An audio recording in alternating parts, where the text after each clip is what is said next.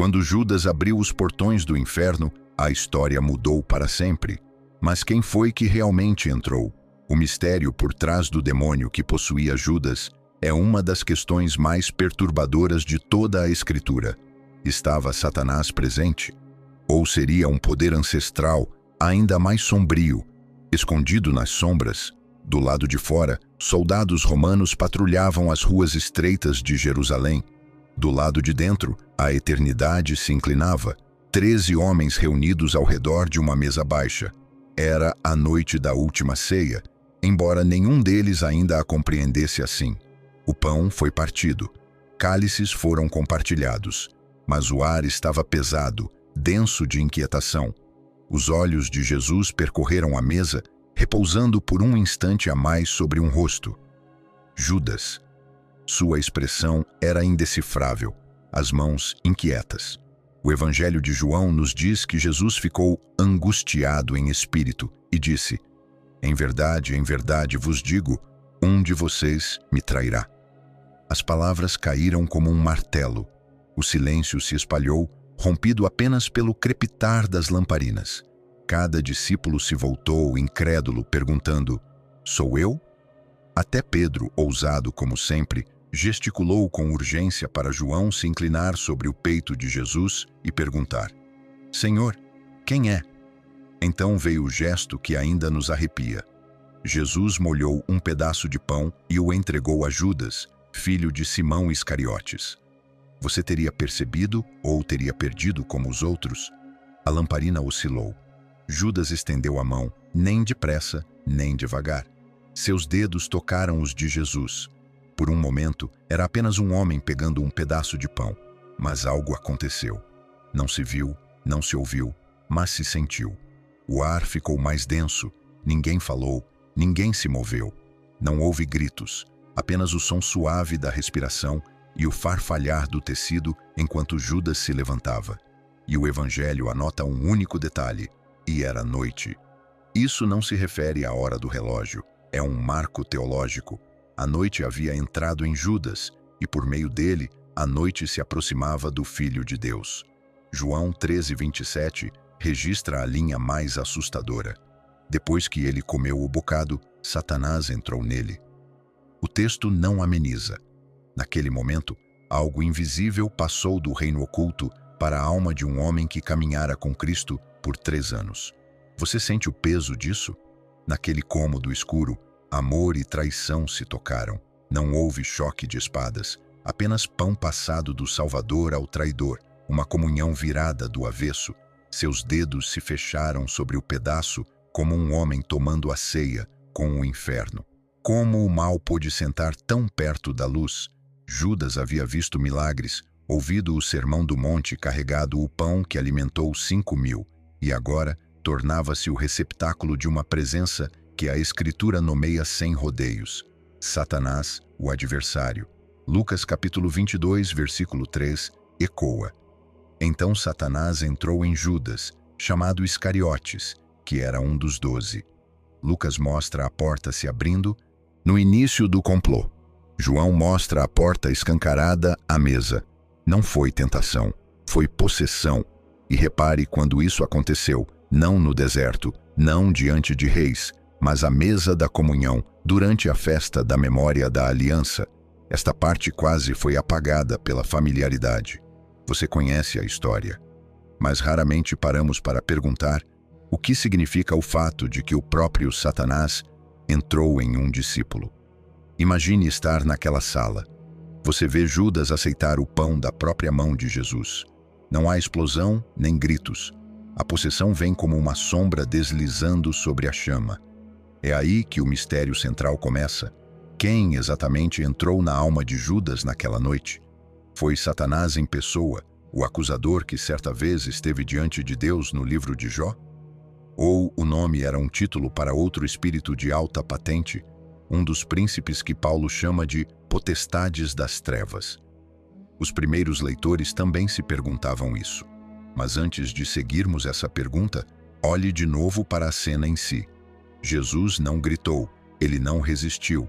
Deu o pão a Judas, sabendo o que isso significava. Serenidade divina, tocada de tristeza. Ele ainda disse: "O que você vai fazer? Faça logo." Você vê o paradoxo assombroso? A traição não pegou Cristo de surpresa. Ele enviou Judas para a noite, porque o cálice do sofrimento precisava ser bebido. É por isso que os evangelistas se detêm naquele único momento. Não foi apenas um jantar. Foi o campo de batalha onde o amor enfrentou a possessão. E o registro é claro. Algo profano entrou onde só a devoção deveria habitar. Judas saiu para a noite carregando mais do que prata. Ele carregava um adversário. Como pode um coração tão próximo de Jesus abrir essa porta? É para lá que vamos agora. Mas antes de continuar, me diga de onde você está assistindo e clique no botão de curtir. A queda de Judas não começou com prata em suas mãos. Começou em silêncio, onde pequenas rachaduras se alargaram sem ser vistas. O Evangelho de João não suaviza a verdade. Judas era o responsável pela bolsa de dinheiro e ele roubava dela. João 12:6 expõe uma fratura no coração de alguém que andou ao lado de Jesus. O que começa como uma mão escondida no dinheiro torna-se algo muito mais sombrio quando não é confessado. Pouco antes da Páscoa, Maria derramou um perfume caríssimo sobre os pés de Jesus. A fragrância impregnou as paredes. A devoção tornou-se incenso. Mas Judas não viu adoração, viu desperdício. Disse: "Por que este perfume não foi vendido e o dinheiro dado aos pobres?" As palavras soavam nobres, mas o Evangelho o desmascara. Ele não era defensor dos pobres. Seu protesto era ganância disfarçada de piedade. E aqui a Escritura nos mostra um princípio assustador. O que está escondido no coração, se não for confrontado, torna-se o lugar por onde o adversário entra. Pense no contraste. Pedro negou e chorou. Tomé duvidou e confessou. Mas Judas escondeu. E o que é escondido acaba consumido. É assim que a escuridão age. Ela se alimenta do que nos recusamos a trazer à luz. Mateus 26:14 registra o momento em que a brecha se alargou. Judas foi até os principais sacerdotes e perguntou: "O que me darão se eu o entregar a vocês?" A vida do Filho de Deus foi negociada como gado. Nesse instante, o compromisso silencioso virou transação. Judas já não era apenas um discípulo com uma fraqueza. Tornou-se um homem negociando a traição. No entanto, Judas não nasceu traidor. Ele caminhou por estradas empoeiradas ao lado de Jesus, viu leprosos serem curados com um olhar e ouviu palavras que despertavam os mortos.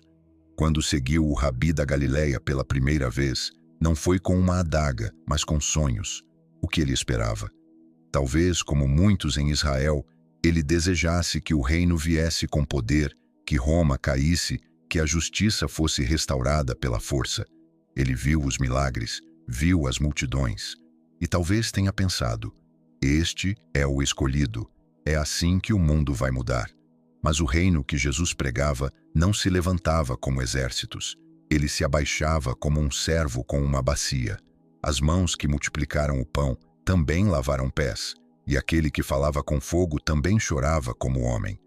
Talvez Judas tenha observado o ímpeto diminuir, as multidões dispersarem, as parábolas se aprofundarem, o conflito com o poder se intensificar, e começou a se perguntar se havia se enganado.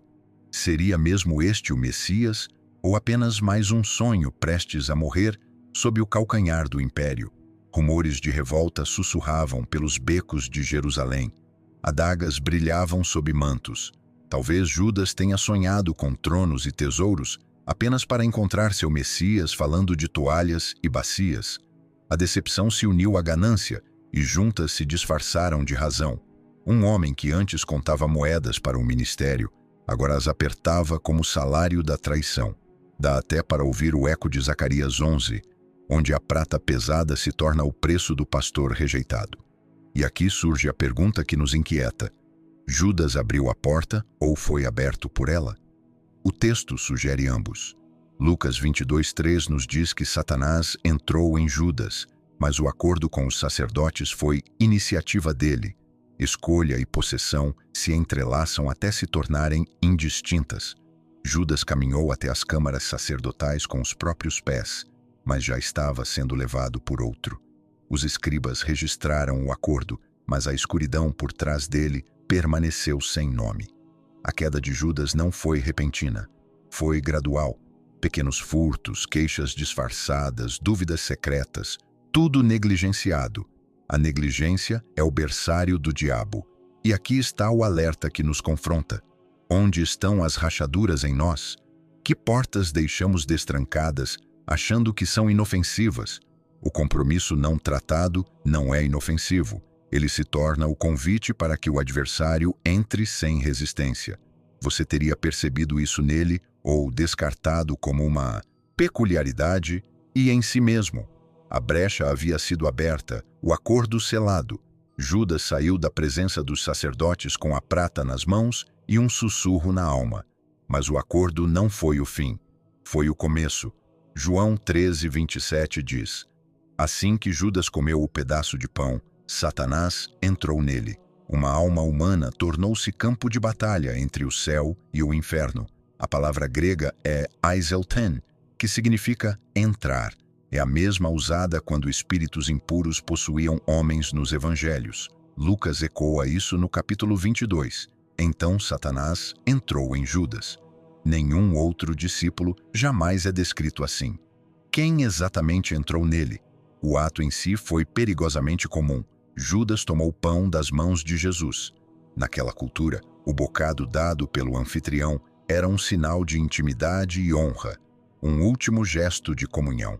Mas nessa troca, a honra tornou-se a porta. A possessão foi invisível, selada em um gesto simples que só Jesus compreendeu por completo.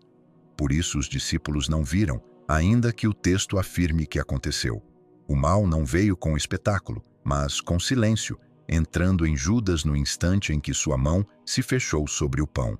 Mas foi realmente Satanás, em pessoa, o adversário nomeado em Jó e Zacarias, aquele que esteve diante de Deus para acusar seu povo? Ou foi Judas tomado por um de seus príncipes de alto escalão, um espírito tão próximo do poder de Satanás que os autores usaram o nome do adversário para descrevê-lo? A igreja primitiva debateu se era o próprio diabo ou um de seus comandantes. A pergunta permanece, pois os evangelhos não suavizam a linguagem. Eles poderiam ter dito: um demônio entrou nele, como fazem com outras possessões. Mas aqui dizem Satanás. E você, o que pensa? Judas levou a própria presença de Lúcifer para o jardim naquela noite? Ou foi o vaso de outro poder, cujo nome foi cortado do registro? De qualquer forma, a mensagem é a mesma. Até quem andou ao lado da luz pode tornar-se trono para as trevas. A câmara mal iluminada dos principais sacerdotes tremeluzia à luz das tochas quando Judas se aproximou, o rosto sombreado, a voz baixa. Mateus 26:14 nos diz: Então um dos 12, chamado Judas Iscariotes, foi ter com os principais sacerdotes e disse: Que me dareis e eu vô-lo entregarei? Os sacerdotes responderam, não com palavras, mas com peso, o peso frio da prata. 30 moedas foram contadas em suas mãos. O tilintar do metal sobre a pedra ressoou no silêncio como uma sentença. Pode parecer arbitrário, mas a Escritura não desperdiça nada. Êxodo 21:32 já havia fixado o valor muito tempo antes. 30 siclos era a compensação paga pela morte de um escravo. Esse foi o preço atribuído ao Filho do Homem. Não o valor de um rei, nem o resgate de um profeta, mas o custo de um servo. Zacarias 11:12 registra o mesmo preço em profecia. Pesaram, pois, o meu salário, 30 moedas de prata. O profeta chamou isso de um belo preço com que fui avaliado. A ironia escorre do versículo como veneno zombando do insulto, e Judas, sem saber, tornou-se a ponte viva entre o oráculo e seu cumprimento. Mas por que 30? Por que essa quantia exata escolhida não por acaso, mas por orquestração divina? Porque num mundo regido por império e política do templo, 30 moedas faziam a traição parecer banal, como qualquer outra transação, quando na verdade ecoava com a eternidade. As moedas que deslizaram nas mãos de Judas eram ciclos de Tiro, cunhados com imagens pagãs e, ainda assim, aceitos no tesouro do templo. A prata era de alta pureza, exigida para uso sagrado, mas os rostos nelas estampados traziam a imagem de Melkart, o deus de Tiro. Imagine, moedas cunhadas com um deus estrangeiro, trocadas pelo sangue do Messias de Israel, depois lançadas de volta no templo. Até no metal, o contraste entre santidade e compromisso gritava. O que Judas sentiu quando o peso da prata pressionou sua palma? Alívio, ressentimento ou um frio surto de decisão, como se seu caminho já não lhe pertencesse? Não podemos saber, mas o Evangelho insiste no som das moedas, porque prata pode ser mais do que dinheiro, pode ser aliança. Ao aceitar o preço, Judas não apenas concordou em trair, ele selou seu papel na profecia. A transação tornou-se pacto, um espelho sombrio das refeições de aliança e das ofertas santas. Mas repare nesse detalhe, enterrado na visão de Zacarias e quase apagado da memória. O profeta previu as moedas sendo lançadas ao oleiro na casa do Senhor. Séculos depois, quando Judas jogou a prata de volta, os sacerdotes disseram: "É preço de sangue, não é lícito colocá-la no tesouro." Então compraram o campo do oleiro para sepulturas. O eco é exato, como se a tinta do profeta tivesse esperado por aquele momento. Foi coincidência? Ou Judas estava atuando linhas escritas muito antes de seu nascimento, um peão num roteiro vasto demais para compreender? E, no entanto, as Escrituras nunca o isentam. Ele escolheu, ele se apresentou, ele estendeu a mão pela prata. Aqui o mistério se aprofunda. Ele estava comprando a traição ou já havia sido comprado por ela? A prata foi um pagamento a Judas ou por Judas? A diferença é aterradora, porque o que parece ganância pode ter sido algo mais sombrio, o sinal externo de uma possessão interior. Para nós, é tentador ver as moedas como um detalhe antigo. Mas escute com atenção.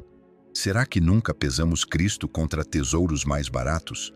Nunca fomos tentados a trocar valor eterno por ganho passageiro? Judas fez isso, e o som da prata em seus ouvidos foi suficiente para fazê-lo ficar. Você teria largado as moedas tremendo diante dos sacerdotes? Ou teria saído com elas queimando na mão? Além daquele tilintar metálico, aguarda o jardim, o beijo, onde a traição veste a máscara do amor. O jardim do Getsêmani permanecia em silêncio, suas oliveiras curvadas sob a noite. Tochas tremeluziram na borda do bosque, lançando sombras longas que tremiam como espectros sobre o chão. O ar cheirava a folhas esmagadas e metal, o aroma da oração encontrando o aço. Jesus permanecia calmo, sua compostura intacta, embora seu rosto carregasse a tristeza de quem já sabia o que estava para acontecer. Atrás dele, os discípulos se agitavam nervosos, seus sussurros cortados pelo ritmo de passos, marchando que irrompeu na quietude. Judas os liderava, a mão trêmula roçando as dobras do manto, onde 30 moedas de prata permaneciam ocultas. Cada passo o aproximava mais. Cada respiração apertava o laço de sua própria decisão. Não era um pequeno grupo que ele conduzia. João 18:3 registra que Judas chegou com uma coorte romana e oficiais do templo. Uma coorte, mesmo que parcialmente destacada, podia contar com centenas de homens. Suas armaduras tilintavam, as sandálias ressoavam contra a terra e os guardas do templo estavam com os punhos cerrados, olhos firmes de determinação. Toda essa força convocada para um homem em oração num bosque de oliveiras. Que poder esperavam enfrentar? Ou talvez quem temiam que estivesse por trás dele? Judas avançou para dentro da luz das tochas. O sinal já havia sido combinado com os sacerdotes. Aquele a quem eu beijar é esse, prendam-no. Mateus 26:48. Porque um beijo era o sinal do discípulo, de lealdade e amor. Na cultura da aliança era quase sacramental, um gesto reservado à honra, mas naquela noite, o mais sagrado dos sinais de devoção foi distorcido como marca de traição. Que espírito transforma amor em traição? Que mão escreve traição em um beijo? Não foi apenas astúcia humana. É aqui que vislumbramos algo mais sombrio. Os soldados aguardavam suas tochas chiando no ar da noite, enquanto Judas se aproximava de seu mestre. Jesus não recuou, não revidou.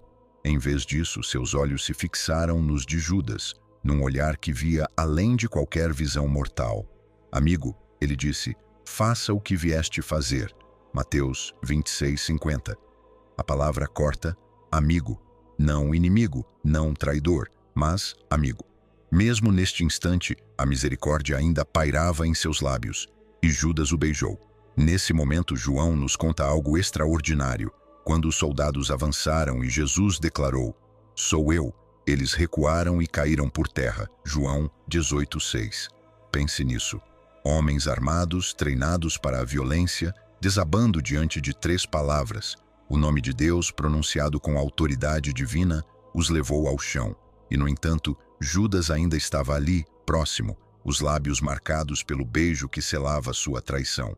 Você teria percebido isso? Ou teria perdido como os outros? O beijo não foi apenas um sinal, foi uma inversão ritual, como se o próprio adversário tivesse reivindicado um gesto de aliança para zombar do Criador. Alguns mestres cristãos antigos sussurraram que esse ato não foi um acidente da história, mas uma inversão deliberada, um sacramento das trevas. Na linguagem da Aliança de Israel, beijos pertenciam a juramentos de fidelidade, mas aqui o juramento foi quebrado e profanado. Seria por isso que os evangelhos registram esse detalhe com tanta precisão, quase como se quisessem nos fazer estremecer ao relembrá-lo? E repare no silêncio. Os sacerdotes não comentam, os soldados não reagem, os discípulos mal registram o gesto. É como se o próprio texto hesitasse, ocultando o que de fato ocorreu naquela noite, cortando do registro uma blasfêmia profunda demais para ser descrita. Pedro, incapaz de suportar, sacou a espada e atacou, cortando a orelha do servo do sumo sacerdote. Nesse instante, vemos o contraste. Judas trai com intimidade. Pedro defende com violência. E ambos não compreendem o reino. Nenhum dos dois enxergou o caminho da cruz. Jesus cura o servo, restaurando o que Pedro destruiu, ao mesmo tempo em que se entrega ao que Judas entregou. O beijo e a espada se erguem como espelhos da cegueira humana, e entre eles, Cristo caminha sozinho pela vereda da verdade. O horror do momento é que o demoníaco escolheu um beijo. Satanás não fez Judas gritar nem espumar. Transformou-o num canal de zombaria silenciosa, corrupção disfarçada de devoção. Por isso, essa cena nos assombra, porque gestos feitos para o amor ainda podem ser esvaziados pela acomodação. E quanto a nós, que gestos em nossas vidas correm o risco de se tornarem ocos, palavras de adoração, orações ditas sem entrega, promessas feitas mas nunca vividas? O beijo de Judas sussurra que até coisas sagradas podem ser profanadas quando o coração está dividido. Mas este não é o fim da descida de Judas. O beijo no Getsêmani não foi seu último ato, apenas o limiar. Além da luz das tochas do jardim, algo ainda mais sombrio o aguardava, o preço de sangue e o peso do desespero que o levariam ao fim. A noite havia terminado, mas Judas não viu o amanhecer. A prata que antes brilhava em sua palma, agora ardia em sua consciência. Mateus nos conta que, ao ver Jesus condenado, foi tomado de remorso. Levou as moedas de volta ao templo e as pressionou nas mãos dos sacerdotes, que se recusaram a tocá-las. O tilintar das 30 moedas ecoou pelos átrios sagrados como uma maldição. Que nos importa? Isso é contigo. A resposta fechou a porta da misericórdia em seus ouvidos. Consegue imaginar? Judas de pé no próprio lugar de adoração, mas de seus lábios não sobe oração alguma. Você teria acreditado que ainda havia misericórdia naquele instante, ou também teria caminhado para as sombras? Os escribas registraram o que aconteceu em seguida, mas suas palavras parecem manchadas, como tinta borrada pela dor. Um relato diz que Judas se enforcou em desespero. Outro diz que caiu e seu corpo se rompeu no campo comprado com seu próprio sangue. Seria contradição ou uma lembrança tão escura que as testemunhas não conseguiram concordar sobre como nomeá-la? essa parte da história nunca foi polida, nunca harmonizada. Sobrevive bruta, como se o próprio Deus quisesse que a fratura permanecesse. E se o choque entre as versões for, em si, um alerta, uma cicatriz no manuscrito sussurrando: preste atenção aqui. Atos chama o lugar de campo de sangue, não apenas por causa do preço de Judas, mas porque aquele preço comprou terra encharcada de culpa. Na lei antiga, o suicídio era vergonha, o corpo lançado fora do solo consagrado. O fim de Judas seria visto como maldito, um homem separado não só da comunhão dos discípulos, mas também da memória dos fiéis. E, no entanto, o texto acrescenta algo ainda mais perturbador. Judas foi para o seu próprio lugar. Que lugar? As palavras pairam como um enigma. Alguns pais da igreja acreditavam que significava o próprio inferno. Outros sugeriam que se referia a um destino peculiar, reservado àquele que carregara Satanás dentro de si. O que você ouve nessas palavras? Um homem julgado ou um vaso retornando ao espírito que o habitava? Pense no contraste. Pedro também falhou. Negou Jesus com maldições, mas suas lágrimas o conduziram de volta à graça. Judas falhou e fugiu para o silêncio, sem deixar confissão alguma. Vê a diferença? O remorso pode parecer arrependimento, mas sem voltar-se para Deus, ele desaba em desespero. Você já se perguntou qual caminho teria escolhido, a corda amarga ou as lágrimas amargas? E aqui, a investigação retorna à pergunta da qual não podemos escapar. Lucas escreveu: Satanás entrou em Judas. Se o adversário um dia o possuiu, o que aconteceu com esse espírito quando a corda se apertou? Judas morreu sozinho, ou sua morte também foi o desmascaramento de uma presença mais sombria? Os manuscritos não respondem claramente. Deixam-nos com linhas quebradas, irregulares, não resolvidas, como se a verdade fosse pesada demais para ser escrita em tinta. Mas talvez esse silêncio seja o ponto, porque a morte de Judas não é apenas a tragédia de um homem. É o vestígio de uma possessão que não terminou com um corpo pendurado na árvore. O texto é claro: Satanás entrou em Judas. Já ouvimos isso antes, mas aqui é preciso perguntar o que isso realmente significa. Foi o próprio adversário ou outro espírito que carregava seu nome? A Escritura é cuidadosa. Em Jó, capítulos 1 e 2, Satanás aparece diante do trono de Deus, acusando os justos. Em Zacarias, capítulo 3, a mesma figura está ao lado de Josué, o sumo sacerdote como acusador, silenciado apenas pela repreensão do Senhor. Não se trata de um demônio sem nome, mas de um adversário pessoal entrelaçado na narrativa bíblica. E ainda assim, quando os evangelhos descrevem Judas, usam a mesma palavra usada para possessões demoníacas comuns, como quando Legião entrou no homem entre os túmulos. Então quem estava à mesa? Os pais da igreja primitiva discutiram com fervor. Orígenes se perguntou se Judas carregava o peso do próprio Lúcifer, o querubim caído de Ezequiel. Capítulo 28, a estrela da manhã orgulhosa de Isaías. Capítulo 14. Clemente de Alexandria apontava Judas como espelho daquela rebelião mais antiga, um anjo que se afastou da glória no céu, um discípulo que se afastou da glória na terra. Irineu o via como prova de que a batalha não era apenas cósmica, mas íntima. O inimigo se aproxima mais daqueles que estão mais próximos de Cristo. Dá para sentir o quanto estavam perturbados, como se o próprio pergaminho lutasse para conter o terror do que entrou em Judas. Mas teria sido realmente Satanás em pessoa? Ou um dos príncipes das trevas abaixo dele? A demonologia judaica do primeiro século falava de tronos, domínios e principados, camadas de autoridade no mundo invisível. Textos rabínicos posteriores, embora especulativos, nomeavam espíritos que tentavam reis e influenciavam impérios. Alguns escribas sussurravam que Judas carregava não só ganância, mas um manto mais escuro, uma possessão tão grave que não ousaram escrever o verdadeiro nome à margem. Pense nisso. Talvez a identidade do espírito tenha sido retirada do registro, a tinta apagada como um aviso terrível demais para permanecer à vista. O evangelho apócrifo de Judas escrito por seitas gnósticas no segundo século, tentou até redimi-lo, retratando-o como o único discípulo que compreendeu Jesus de verdade. Rejeitado pela Igreja, esse texto revela a profundidade do desconforto. Não se aceitava a ideia simples de que um dos 12 se tornara um vaso do inimigo. Para muitos, Judas era próximo demais, familiar demais, parecido demais conosco. Seria por isso que surgiram tantas lendas.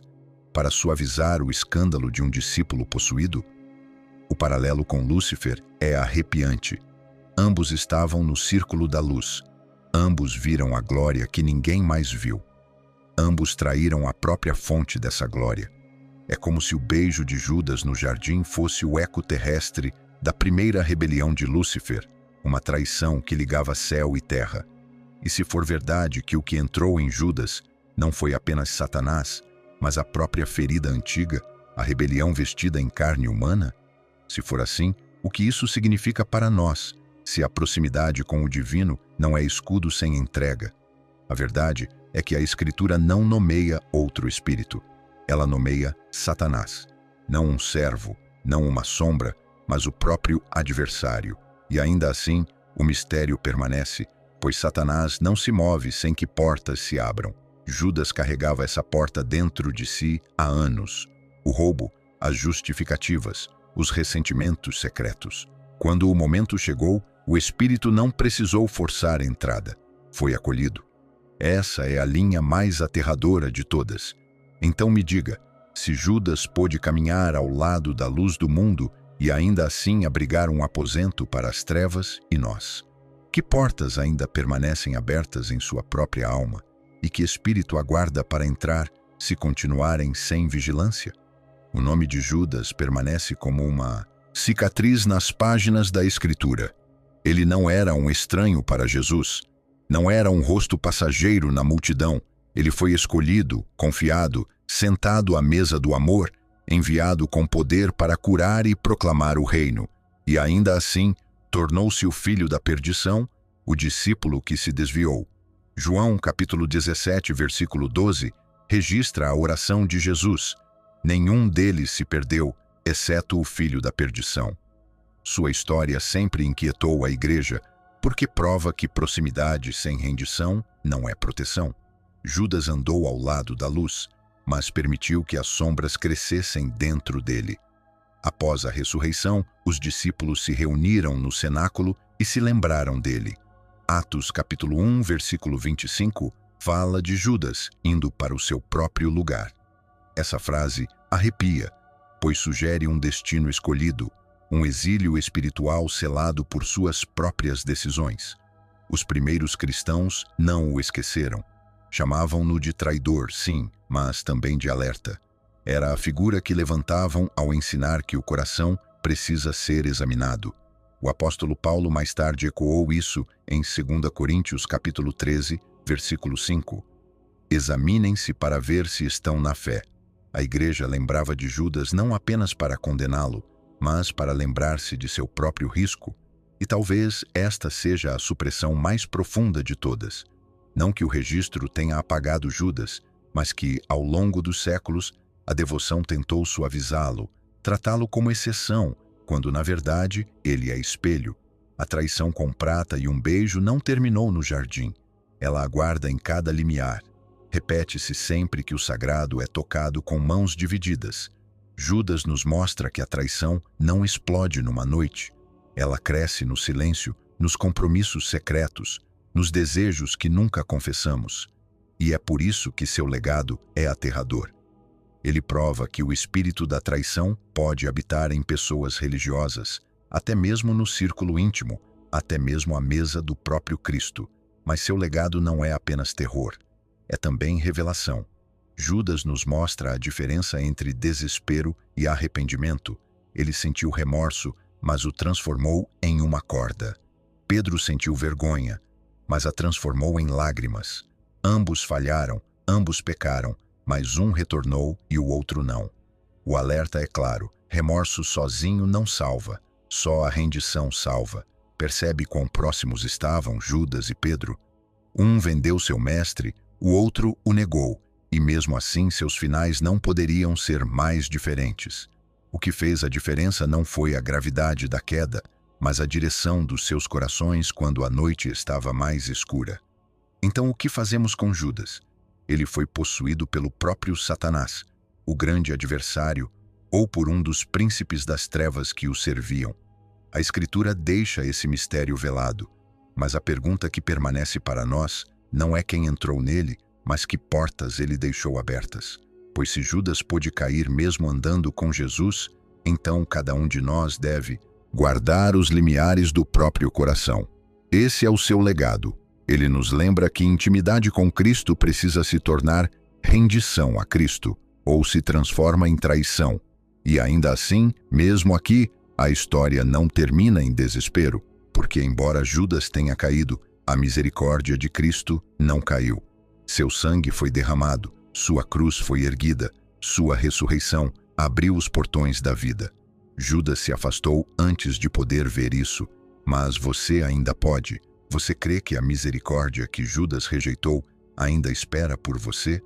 Vai deixar o desespero falar mais alto ou vai deixar a voz de Cristo chamar você de volta? A cicatriz de Judas permanece na página, mas acima dela brilha uma verdade maior. O Filho de Deus foi traído, mas sua misericórdia dura para sempre. E é por isso que mesmo ao fim da história de Judas, a esperança tem a última palavra. Se algo nesta história tocou seu coração, se fez você enxergar a fé oculta ou a obediência silenciosa sob uma nova luz, não guarde só para você. Compartilhe este vídeo com alguém que precise desse lembrete hoje. Você nunca sabe até onde uma pequena verdade pode alcançar. Me diga nos comentários qual parte mais falou com você. E se ainda não se inscreveu, aproveite para fazer isso agora e ative o sininho para não perder o que vem por aí. Cada episódio é mais um passo dentro dos mistérios da Escritura e das maneiras como Deus ainda fala no silêncio. Obrigado por caminhar comigo nessa jornada. Que Deus te abençoe ricamente e que sua fé silenciosa, mesmo quando invisível, seja sempre lembrada na presença dele. Nos vemos em breve.